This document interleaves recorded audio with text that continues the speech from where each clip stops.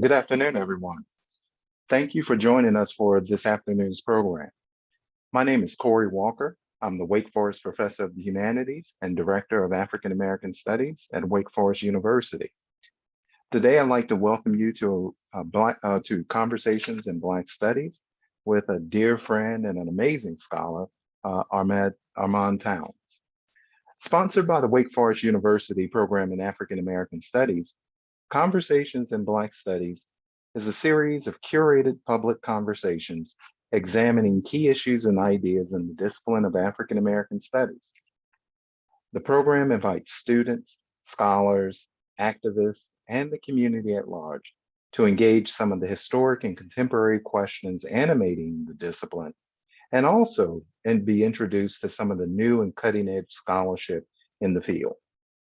In many ways, the Conversations in Black Studies seeks to create a space to explore new knowledge grounded in the critical and comprehensive study of the peoples, cultures, ideas, and expressions of continental and diasporic Africans across space and time. You cannot reconstruct a system without restructuring mental attitudes. And I was extremely pleased today to hear the talk of Harry Edwards and then James Forman. These fellows have a firm grasp on the way that racism could seriously be removed from the United States by a total revolutionary change in the social system.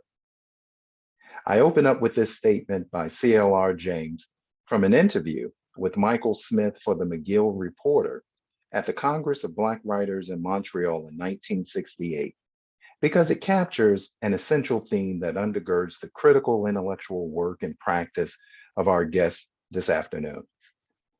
Armond Towns is Associate Professor of Communication and Media Studies in the School of Journalism and Communication at Carleton University in Ottawa. Prior to joining Carleton, Dr. Towns taught at the University of Denver and at the University of Richmond.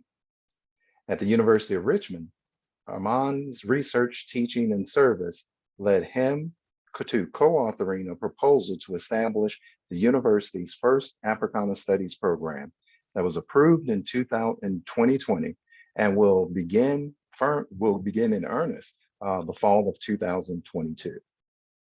His work brings together Black studies, cultural studies, and media philosophy.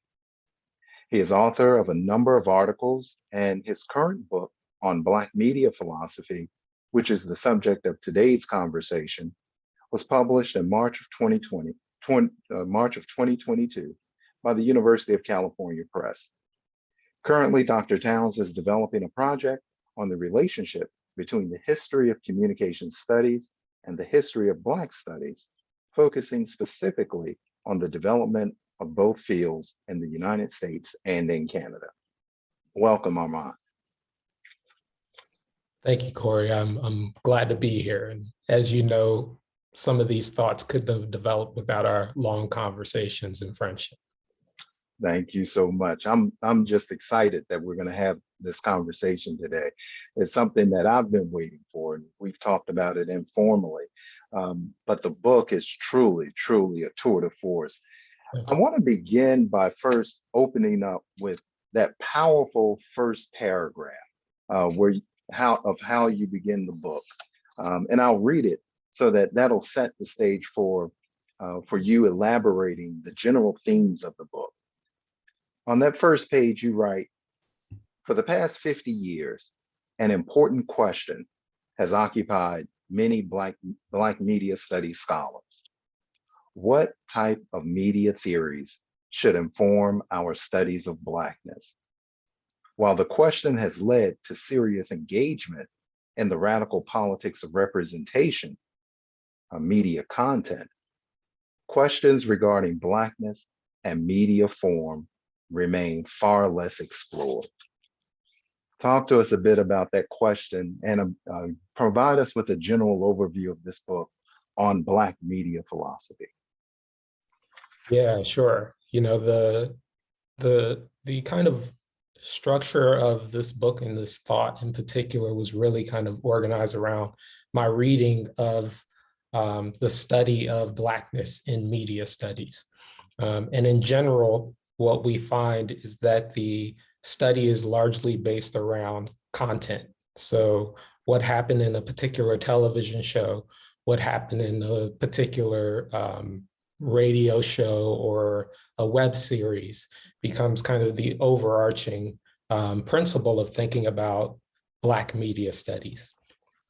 And in this book in particular, I started to really look into more materialist ways of thinking about media studies. And that led me to the work of Marshall McLuhan, who's a big influence on me.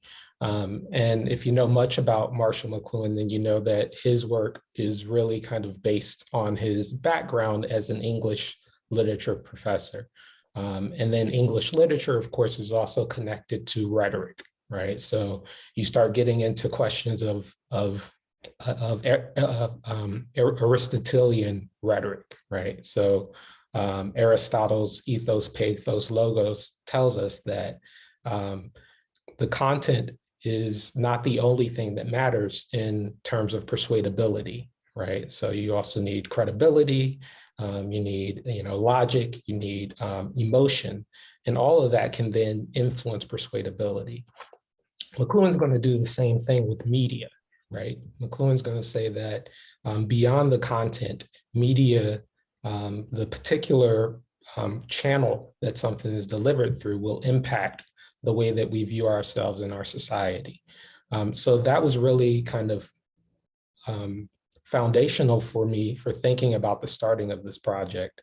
And then we started to say, well, McLuhan can't give us everything that we need, right? Because he's pulling from, as I talk about in the text, he's pulling from this kind of social Darwinian lineage to talk about the development of media inside of his work. And then that gets you into questions of colonialism that he's really kind of ignoring. So then I bring in questions from Black studies and cultural studies, because that really gives me what I need to build the project as it is right now.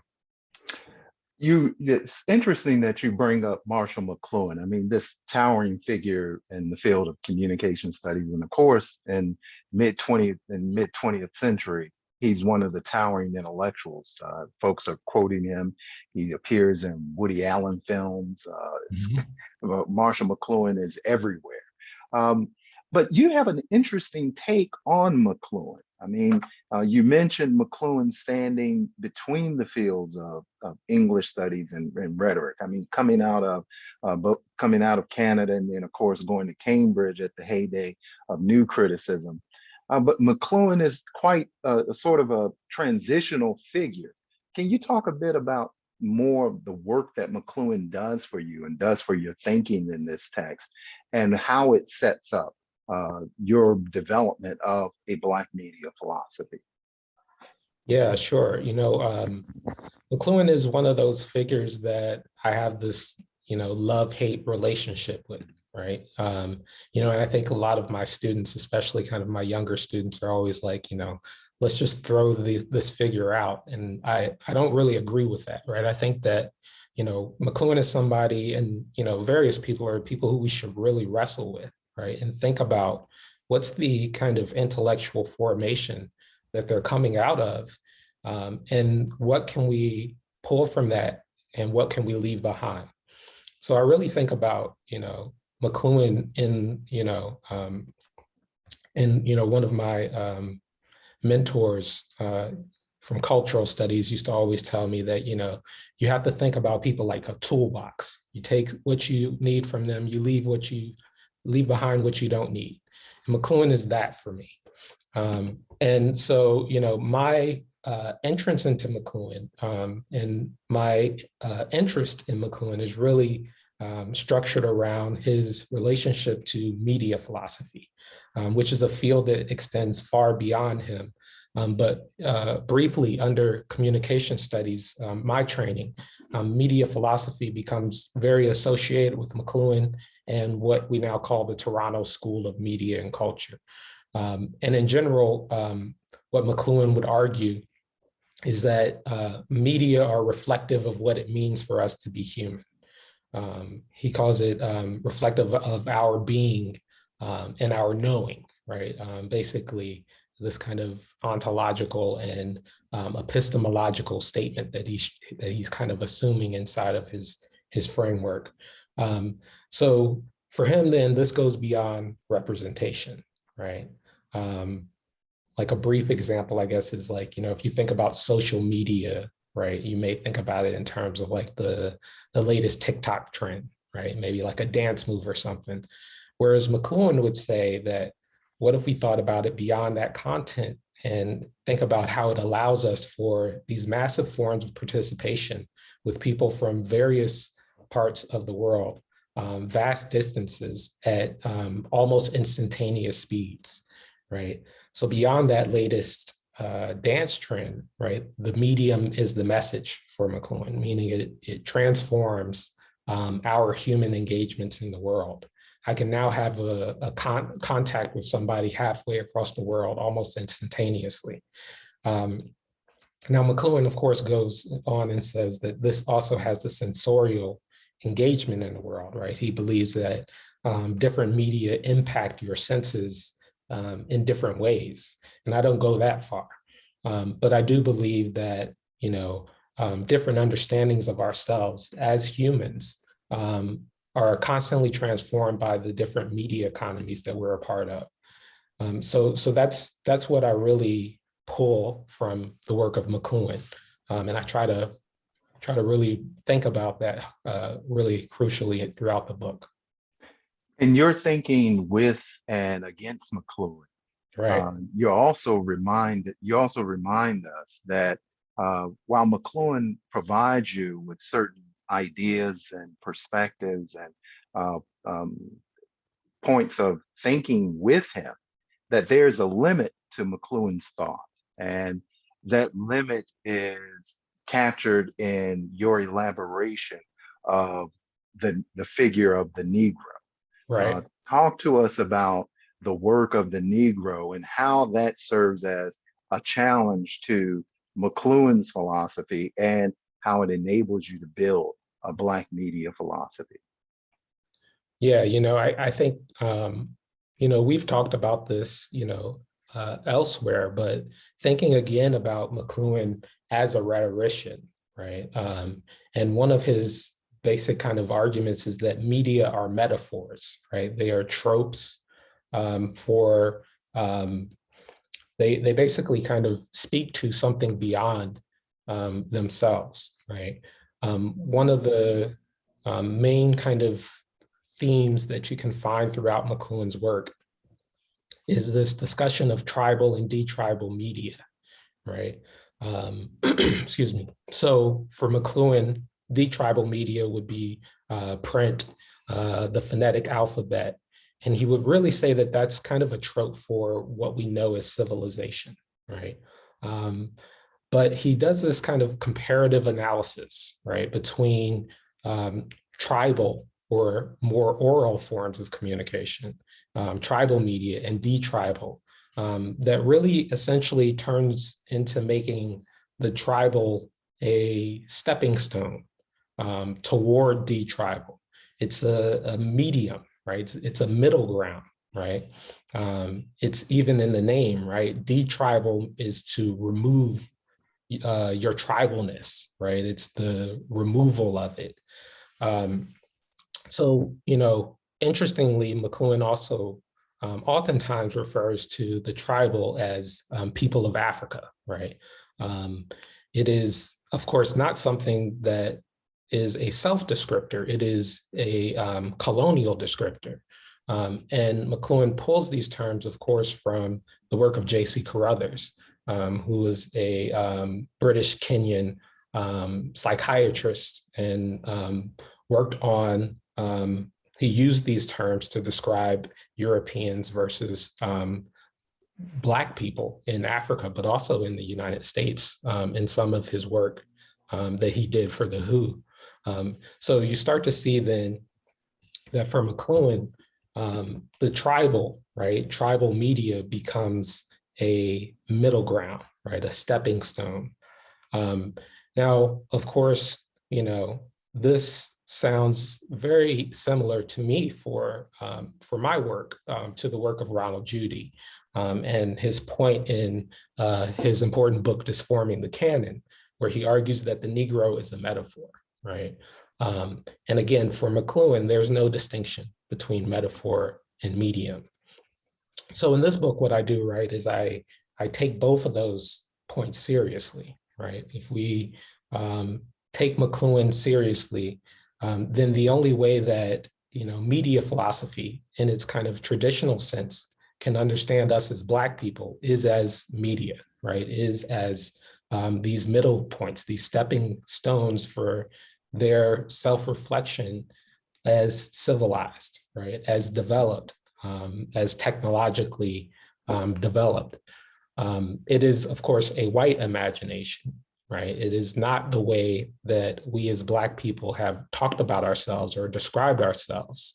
But it is nevertheless a very central and important way to think about the world that my field in particular has been complicit in. So that really kind of sets the stage for, well, what do we do now, right? What comes once we accept that that's the terms that McLuhan works in? What's the next step, right? And for me, that brings me into questions that are brought up in cultural studies and Black studies, right? And that is to say that, Europe doesn't have a monopoly on humanity, right? Europe doesn't have a monopoly on what it means to have knowledge or what knowledge is, or even what media are, right? What philosophy is. So the book really kind of builds off of that McLuhan assumption and says we have to point somewhere else.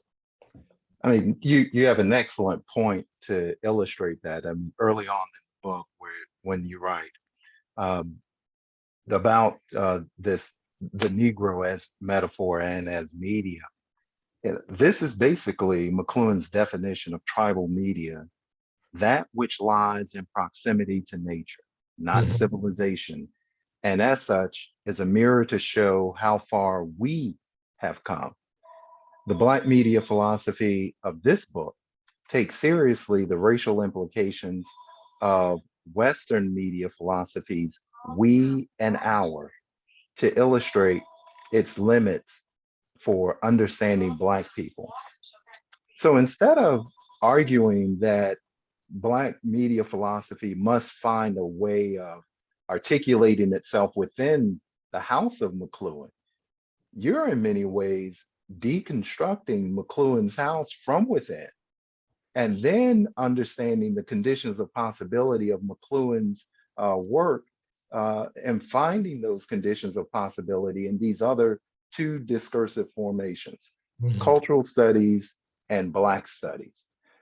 Talk to us a bit about, first, I want to go to the cultural studies, because this is just fascinating. I mean, McLuhan, Cambridge, Raymond Williams, Cambridge, Stuart Hall, who looms large in your text, Stuart Hall and his work, and Stuart Hall's training, all of this coming out of literary studies, but going into some vastly different directions.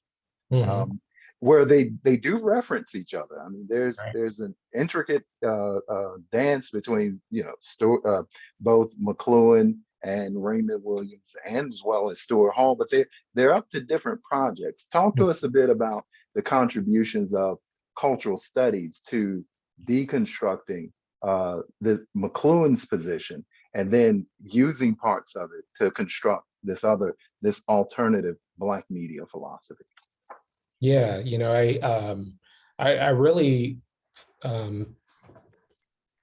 my intellectual development, right, comes out of this cultural studies tradition, right? Like, I think, communication studies is kind of a weird term for me when I step back and look at the field. But, my intellectual background is in cultural studies. And I think the interesting thing about McLuhan is how differently he's talked about depending on the cultural studies scholar, right? I think Stuart Hall has a little more of a somewhat more favorable reading of McLuhan than Raymond Williams does, right? And I think it's, in part because of the different types of positions that they're taking.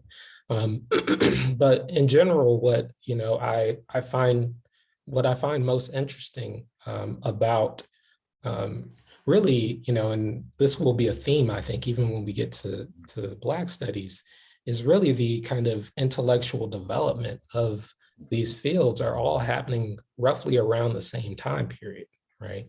And I think it's interesting how little we talk about the Cold War in relationship to McLuhan, how little we talk about the backlash against decolonial movements that's happening throughout the West, all around the same time, right? So I think that for the cultural studies project coming out of the United Kingdom, coming out of World War II, coming out of the increasing movement of Black and Brown people into the United Kingdom, it starts at a point of thinking about this kind of rising tide of fascism, this backlash from the right in the United Kingdom, right? The Great Right moving show, right? Like we've talked about this, and how that then becomes a kind of starting point for a conjunctural analysis, as Stuart Hall would say, right? And so I'm interested in thinking then conjuncturally throughout this book, right? I'm taking, I would say that I'm taking like that Stuart Hall cultural studies method and trying to really kind of dig into it in each chapter of the text. What's the context that provides the particular medium that I want to examine in each chapter is something I'm really interested in. And how do we then relate that context to the popularity or the circulation of the medium itself? So I'm really interested in that. And then the kind of second component that I see of the conjuncture from Stuart Hall is the question of intervention, which is to say, what are we going to do? What can we do now, right? What's the now that we've kind of outlined the conjuncture, what can we do now differently that we couldn't do before? So for me, cultural studies is really method, right? It's really a way of thinking about how do we do this work, and I think that that's always been my big takeaway from the cultural studies project. Well, you do an excellent job in delineating that mid-20th century moment and the emergence of cultural studies as this intellectual project responding to those deep rightward forces coming out in the UK, as well as the mobilization by scholars like Stuart Hall and folks associated with universities and left review, and how they responded both intellectually and politically. It's interesting that Raymond Williams will give a different take on the emergence of cultural studies, but their take is both an intellectual project and a political project. But in a sense, that conjunctural interpretation, that conjunctural analysis, and that intervention needs a further support or needs further enhancement. And here, this is where you also make the shift, a noticeable shift, to articulating what Black studies then offers to the project. And here you're reading Black studies as this critical intellectual project that's intervening in the production of knowledge and power in mid-20th century. And the epigraph to your first chapter captures that quote, that elegant quote from C.L.R. James. Hence, of course, we start with C.L.R. James in our conversation. And I want to read that for the audience to sort of set up the way in which you're thinking about Black studies as this critical marker in this post-war moment and how it intervenes in the relationships of knowledge and power. You quote C.L.R. James's statement, and C.L.R. James states, "I believe that the establishment of the American universities should recognize, and they will get nowhere otherwise, but will do a lot of harm unless they recognize that Black studies is not a concession to Black students, but a great opening and penetration into their own intellectual life and understanding. That here is an opportunity to extend the field of intellectual inquiry, which they have neglected up to now, a chance to penetrate more into the fundamentals of Western civilization, which cannot be understood unless Black studies is involved." Armond, talk to us about the intervention of Black studies, both as not only a critique, a radical critique, meaning at the roots of Western thought and Western society, but also the way in which it enables the construction of a Black media philosophy. Yeah, I think starting with James is really important. Just thinking about the book he's most well known for, right, is The Black Jacobins, right, and that text I think really encompasses everything that quote speaks to, because it says on the one hand, like this is like Europe has kind of assumed that it's a separate project, right? That it's somehow above the fray. But the revolution in Saint-Domingue showed us that the liberal principles that were occurring throughout France would influence people like Toussaint L'Ouverture, right? And then that would be kind of a grounding, right, for their revolution. And James says, kind of like towards especially in the end of that text, that there are limitations to that liberal project that would be transformed by the time we get to the 20th century with something like the Cuban Revolution, right? And then that movement, basically revolution would no longer be about liberalism by the 20th century, but it would be closely aligned with Marxism, right? So that that mid 20th century Black studies movement, I started to really become fascinated with, because it started to say, what's the use or the utility of Western theory for our liberation, right? Frantz Fanon has that classic line in Wretched of the Earth, where he says that we will bend Marxism to the colony, right? He doesn't say we'll toss it out. He says we'll transform it into something else.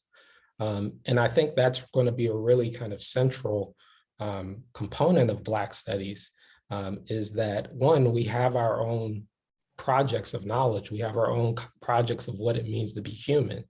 And two, we can take what the small pieces from even Europe and then make it into something else that Europe can't even fully understand, right?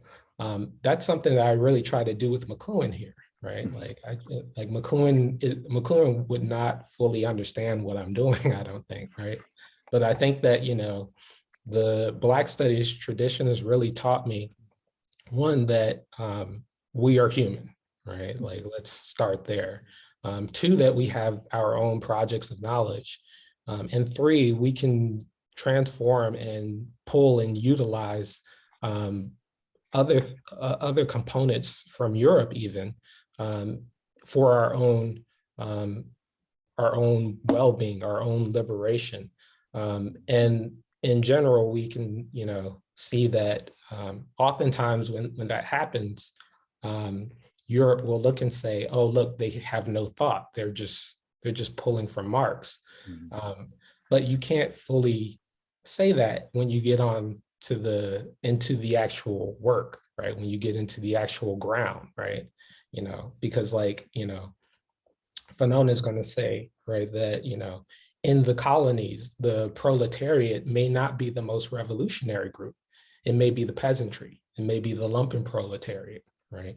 And then the Black Panther Party is going to pick that up and say, we got to recruit the brothers on the street, the brothers on the block, right? The lumpen will be central to the party's understanding of revolutionary politics.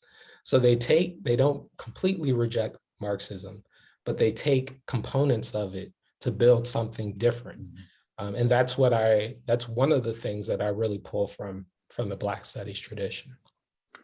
So we have Marshall McLuhan rethought, remix. McLuhan is remixed with both cultural studies and Black studies to begin this formulation of a Black media philosophy. And this is where you're able to posit that Blackness is no longer tangential to media philosophy. Indeed, Blackness may actually be central, yet wholly ignored, may be a central, yet wholly ignored theoretical concept in the field, meaning that traditionally construed, Blackness can't be read by dominant media philosophy accounts except as the Negro, except right, according to its own categories, constructs, and frameworks. But you're suggesting something quite different when you begin to articulate this Black media philosophy, not from inside the house of dominant media philosophy, but inside the house of your intellectual project. Right. You then move us to three particular sites where you develop it, and these sites are quite important. I mean, you go to Clothell, William Wells Brown's novel, mid-19th century novel, the Black Panthers, and of course, then you don't use Michael Brown. Instead, you move to the digitization Right. of Michael Brown. Talk to us briefly about those three movements and how those movements elaborate or contribute to the creation of Black media philosophy. Yeah, I think, the 19th century moment in particular is really crucial for the entire book because McLuhan, again, is pulling from the social Darwinian lineage, right? With the work of J.C. Carruthers. And he's essentially saying that there are three stages of man: the tribal man, which is not just Africa, but it is very much oftentimes in his work attributed to Africa. The D-tribal, again, is the print and phonetic alphabet, largely in Europe. And then the re-tribal, which is his addition to J.C. Carruthers' work. And for him, that was the electronic global village, as he called it. So you have then these kind of three stages, right? You have to go through these different stages in order to kind of get to the re-tribal project for McLuhan. So I become really interested in both J.C. Carruthers, this early 20th century social Darwinians, and then Darwin himself, right? So I start really thinking, well, what's happening, right, at the time that Darwin is writing, right? Well, you have texts like Clothell, right? You have texts by Black authors like William Wells Brown, right? And you start to see then that if we just accept McLuhan on his own terms, that the tribal is this middle point, right? This stepping stone into civilization, then we can say that, that begins in this kind of social Darwinian biological understanding of what it means to be human. The Negro then becomes central to that, right? The Negro then becomes, and not just the Negro, right? Like, I think it's like, the text is about Black people, but I don't think it's, solely reducible. I'm not trying to make a only Black argument, but I'm really trying to say that, this biological understanding of race that really starts to solidify in this 19th century moment is going to be central to the development of media philosophy and the development of the only way that McLuhan can understand us as Black people, as a medium, as a technology, towards the self-reflection of Europe as detribal or as civilized. You even go so far as to say it's an extension of the ways in which European man understands itself. I mean, moving on McLuhan's extension idea of what Right. media does. Yeah. Right. I mean, it is quite literally that which extends them into their concept of what it means to be civilized, right? And developed. And I mean, this is like we can really just like see this throughout even the Black studies tradition, right? Like this is basically Walter Rodney's argument in How Did Europe Underdevelop Africa, right? The concept and the structure of technology becomes central to their own imaginations of themselves as civilized, as developed, right? And then those who are not civilized, those who are not developed, are presumably more backward or technologically deficient. You then get into the question of how Black people at times start to pick up McLuhan's work. And that then gets me into the Huey Newton chapter, right? The Black Panther Party chapter. And what I find so fascinating about that work is how often we connect Newton to figures like Mao, figures like Lenin, but you can read his own work and you can see that there is connections to McLuhan's work as well. So I really am interested in the context that McLuhan is writing in, and also the context that Newton is writing in and Newton is thinking in.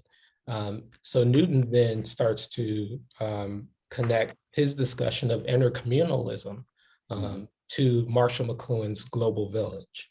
And he basically says there's two. There's the reactionary intercommunalism, or I think I would say McLuhan's Global Village, but there's also the revolutionary intercommunalism, which is the global village that Newton has in mind towards Black liberation. The final chapter on the digitalization of Michael Brown also was really pointing back, I think, to that mid 20th century moment where you start to see that the development of computers, of computerization, really comes out of this mid 20th century moment of war. So I start to really think critically, I think, about the ways in which the digital starts to connect to earlier moments of war, of technology. And also you start to see that under our contemporary society, digital technology really starts to create this kind of massive world of information, of knowledge, of circulation of images and thoughts, right? So I really am pointing that, I think, to this discussion of the digital circulation of Michael Brown and the circulation of his actual death, right? So that really becomes a central kind of way that I think about it in this, the final chapter. You really open up an opportunity for us with those three chapters, those three movements, you're refocusing on the materiality of media and the materiality of media across 19th, 20th, and 21st century. If we do have folks with us who want to ask a question, you can pop your question right into the Q&A, and we'll open that up in a few moments. But I want to talk with you a bit about that materiality, because you don't just end there. I mean, you make a more powerful statement that if we have this idea about man being this colonized conception of the human being articulated in media philosophy, you also extend that to nature, and that the dualities that come, the ideas and constructs that move in that regard, that flow out of that philosophy, critically inform your particular project. Talk to us a bit about your idea and your idea of radical materialism, and how that incorporates a sort of a breakage from our not thinking the very materiality of new media. I mean, right. You use that wonderful quote, "We carry a bit of Africa around with us in our pocket every day with our cell phones." The ways in which you want to bring back in that materiality, but you also want to incorporate a critique of the ways in which it instrumentalizes nature. Mm-hmm. Yeah, I think that McLuhan really opens this up, right? Because for him, when we're talking about media, we're talking about materiality always, right? We're talking about the things that are foundational to our technologies. You start to see really this kind of like mid-1960s, 1970s is the height of McLuhan's popularity. He kind of drops off in the 80s, and then he starts to resurface around the 90s. And particularly when we get to the social media era, you really start to see him pop back up. So you see people like Jesse Parika or Jonathan Stern, and they're employing McLuhan into discussions of the Anthropocene, right? And they're saying that, media are not only material, right? They're not only material in the sense of moving beyond content, but they're also pulled from our Earth's materials, right? The raw materials that go into our technologies, right, are pulled from the Earth, right? And this is where Parika, makes the quote of, we're walking around with pieces of Africa in our pocket because we have gold, we have mercury, silvers, all of that then goes into our technologies. So if that's the foundation of our media, I think we can also connect that to the Negro, right? The assumption of Europe is that Africa is natural, that it is this kind of place of nature, and that the people there are also read within this construct of nature, right? And I think it's important, that we remember that this is their idea of nature, right? This is not like some type of universal nature. This is how they've created themselves as civilized. This is, this is Rousseau, right? This is the social contract, right? The concept of nature that they have is very much central to how they think about themselves as civilized. So when we start to think about the Negro, right, as a medium, then we're already talking about Europe and its violent approach to the environment. So the final conclusion, right, the way that I try to outline that final conclusion is that when we start to think about something like reparations, then we have to think about it for the entire Earth. We have to think about it in terms of the Anthropocene. We have to think about it outside of a kind of US-centric understanding of it. But we have to think about it in the ways in which the West in general has been the major contributor to the climate crisis. So reparations would not just be for one group of people, it would be for everyone. And I think, that's that kind of goes back to Fanon again, right? Like just his discussion of the Algerian Revolution is very influential on that final chapter in my thinking on reparations and the Anthropocene.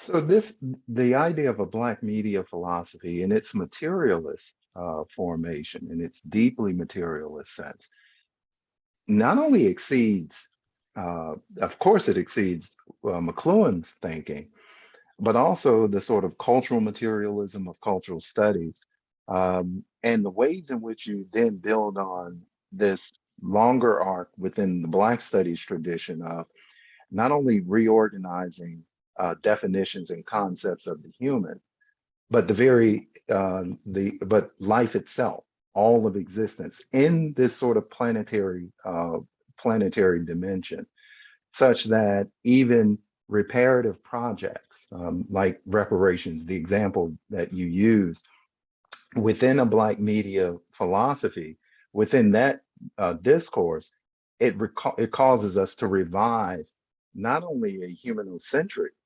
perspective, but develop a planetary vision about all of existence. And that becomes that's quite beyond what or any other account of media philosophy would call for. Mm-hmm. Yeah. I think, the thing that I'm trying to do is to say that, these questions of the environment, these questions of the climate crisis that have long been a concern under the media philosophy position mean something else when we start thinking about what the construct of nature means for Europe, right?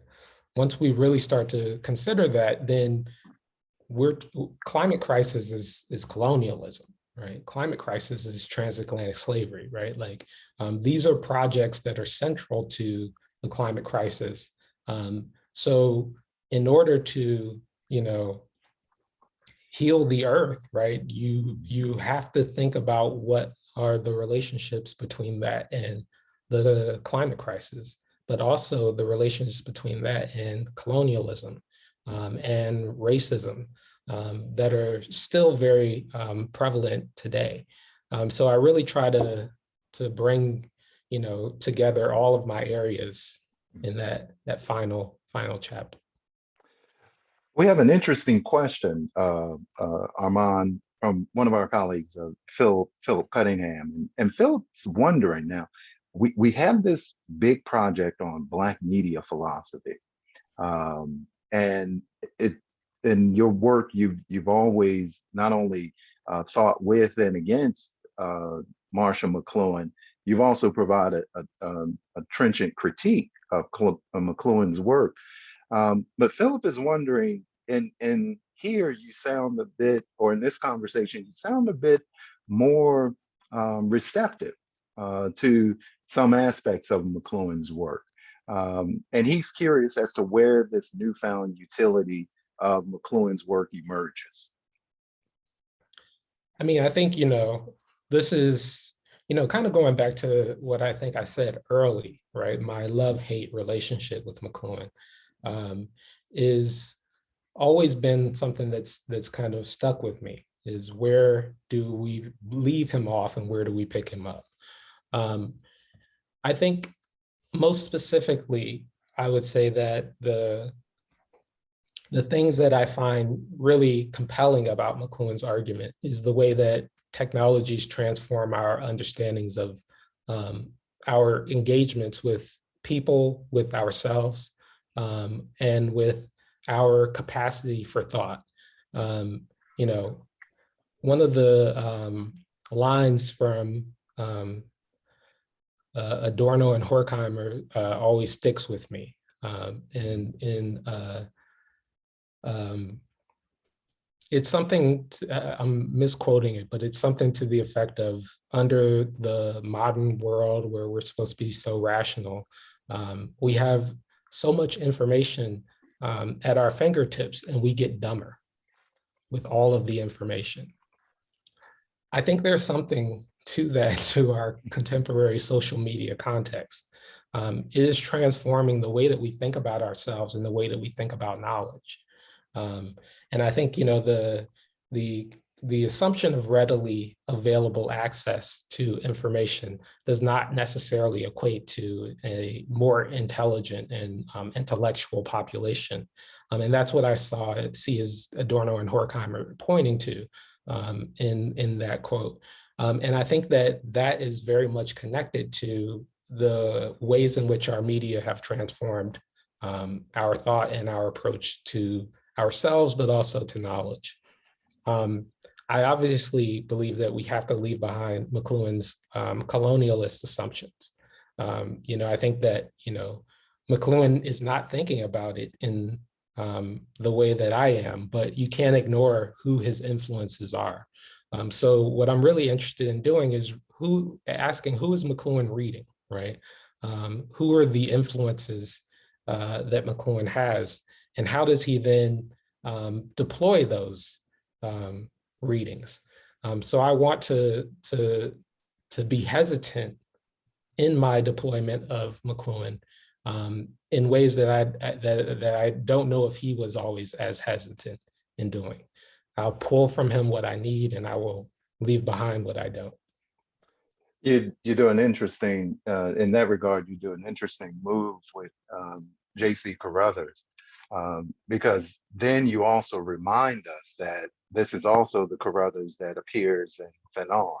And Fanon is critiquing that. So there's a way in which these thoughts and these thinkers are incorporated within that mid 20th century moment to quite different projects. One, to try to figure out what's going on in Western society after after World War II Holocaust and the ability to annihilate all life on Earth with Hiroshima and Nagasaki, and the anxieties that's created in Western society, but also the new revolutions of new humanity that are erupting with the decolonial movement, and also with the liberation movements that emerge not only on the continent of Africa, but also in the diaspora. So there's a way in which the anxiety of Europe is also is you're picking up not only in what's fueling that anxiety in Europe, but also fueling those new imaginative possibilities that are emerging Right. from what Octavio Paz calls these thousands and thousands of dreams and eruptions that hasn't stopped. Right, right. Yeah, you know, I think, you know, this is what I really just find so interesting, I think, about McLuhan is the moment that he's theorizing in, right? Because, you know, McLuhan read Fanon, right? Like McLuhan, so he's reading like some of the Black radical work that we're talking about, but he's not reading it in the way that, you know, like we're talking about it, right? Like for him, Fanon kind of becomes like a model of the larger white movement at the time, right? The larger white radical movement for McLuhan was the main movement at the time. So I find it fascinating that for McLuhan, we become, as Black people, we become derivatives of white people, right? We're kind of secondary elements of what white people are doing at the same time, right? And you know what I want to say is no, that fundamentally misreads the moment, right?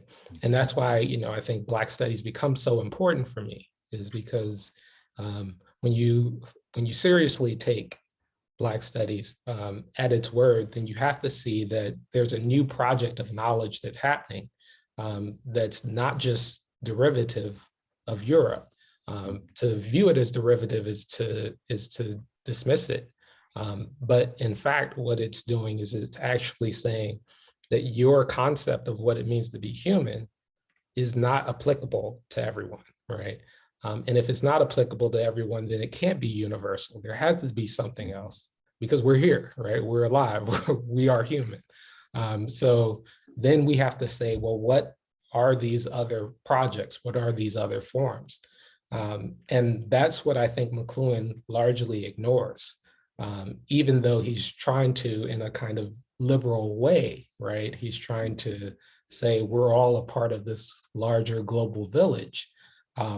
It's something that he can't fully comprehend as there's a capacity that is beyond his understanding. Mhm. And that's what I really pull from the Black Studies tradition. In the eloquent words of Sylvia Winters, don't mistake the map for the territory. In many ways, you're pulling us to that territory, and that is the territory of Black media philosophy. So I want to thank you, Armond, for joining us today, and thank you for talking us through this important text. It's clearly a very sophisticated argument that advances our thinking on media and Black media philosophy, and not just purely as content, but in many ways, you're actually getting us to the essence of the issue, and that is the very form of it, and how it shapes and changes and can possibly restructure our world if we take up this project.